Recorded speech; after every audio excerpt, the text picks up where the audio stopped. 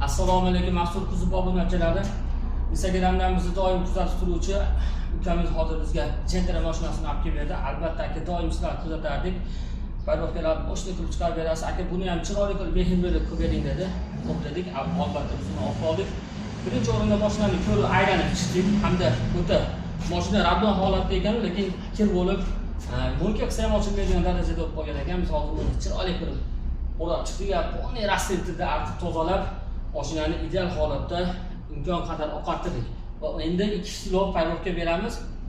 Undan da go'zal bo'lib oqaradi, ham payrovka kraskasi ham oqarib, ham plessiladigan bo'ladi. Go'zal holat bo'ladi. Bizni kuzatishda davom eting. Albatta qilinayotgan ishlarda har birlarini postga joylab borardik.